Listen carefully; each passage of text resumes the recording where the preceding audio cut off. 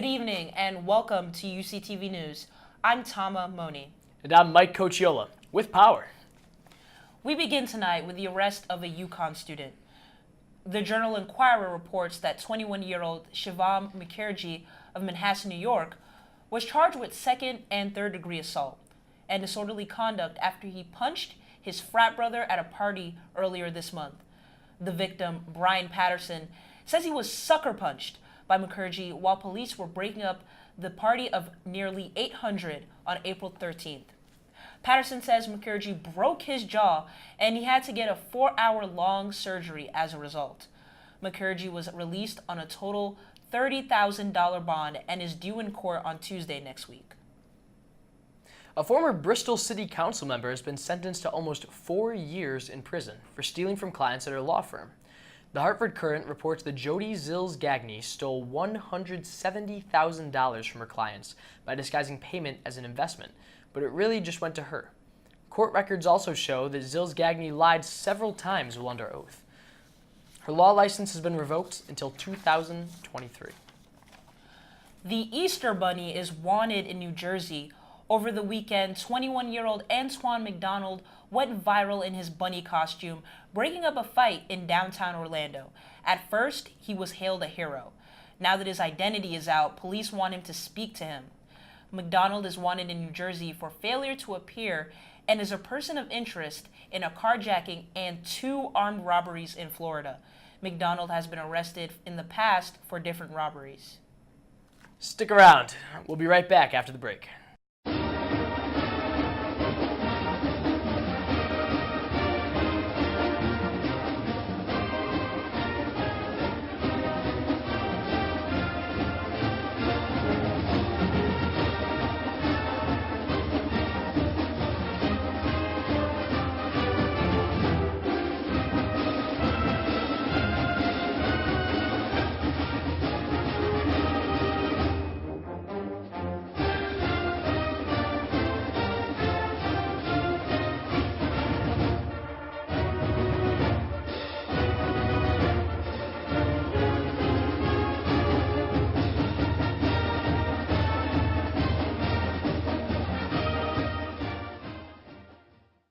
UConn coaches are among the highest paid state workers.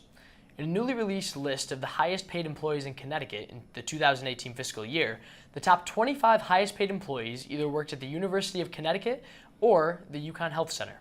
UConn coach Gino Auriemma and former coach Kevin Ollie took the first and second spots, with Auriemma's total earnings at just below $3 million and Ollie's at just below $2 million. A New Haven teen is in critical condition after getting shot over the weekend. Police said a 17-year-old was shot in the pelvis around 1 p.m. near Rock Street and was taken by ambulance to the Yale New Haven Hospital. WTNH reports there was no word on arrests and police are asking for the public's help. A Connecticut prison inmate is not getting the care she needs behind bars. A transgender inmate filed a federal lawsuit against the Connecticut prison system for denying her transitional care and housing with her male inmates. The Hartford Courant reports that Veronica Mae Clark said the Department of Corrections officials denied her medical and mental health since beginning her gender transition period in prison. The suit seeks proper care and $500,000 in damages. Clark was sentenced to 75 years in prison in 2009 for beating a man to death. Ex-NBA player Mahmoud Abdul-Rauf spoke to students about his experience being shunned by the league after protesting the national anthem. UCTV reporter Khalil Rahman has the story. Many look up to the likes of Colin Kaepernick as athletes who protested inequality. But here at McHugh Hall, students will get to hear from Mahmoud Abdul-Rauf, who over 20 years ago protested the national anthem while in the NBA. On Monday night, students packed McHugh Hall to listen to ex-NBA player Mahmoud Abdul-Rauf. I'm so excited, and I think it is so important to see someone speak about truth and justice. What I'm really hoping to gain from this event is kind of just another layer of perspective. Rauf, formerly known as Chris Jackson, grew up in Mississippi. As a child, he struggled with Tourette's syndrome. The condition inadvertently forced him to perfect his basketball techniques. I was diagnosed with Tourette syndrome in 11th grade. At a young age, 9, 10 years old, I had it. And it's like your mind and your body. It's a neurological disorder. It's like your mind and your body on two different wavelengths. And whatever you're doing, if it doesn't feel perfect, you have to keep doing it until it feels perfect. At the age of 9, he began waking up every day at 5 a.m. in the morning to perfect his shots.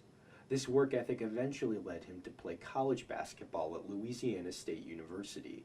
During his second year at LSU, he was given a copy of the autobiography of Malcolm X by his coach. In 1990, he was the 3rd pick drafted by the Denver Nuggets.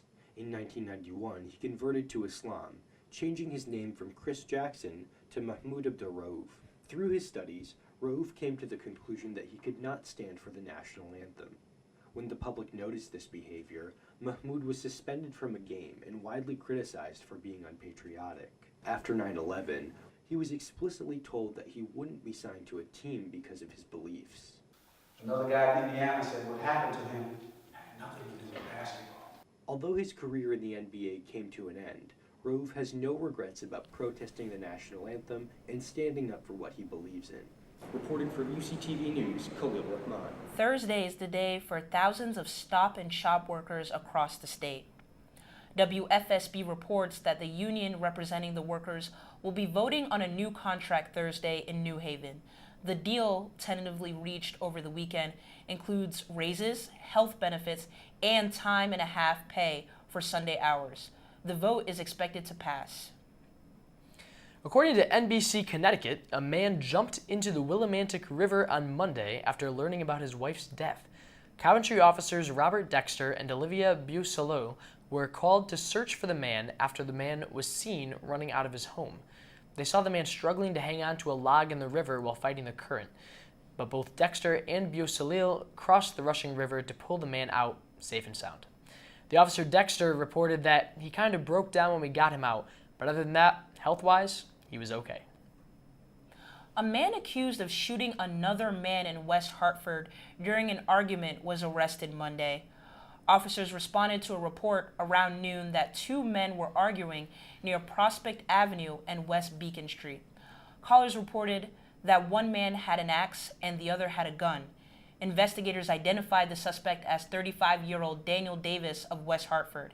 He was arrested on Laurel Street in Hartford and held on a $500,000 bond. That'll do it for us here tonight at UCTV News. Don't forget to follow us on Facebook, Instagram, and YouTube at UCTV Channel 14. Good night. Join us next week for our last edition of UCTV News of the semester. Thank you, and good night.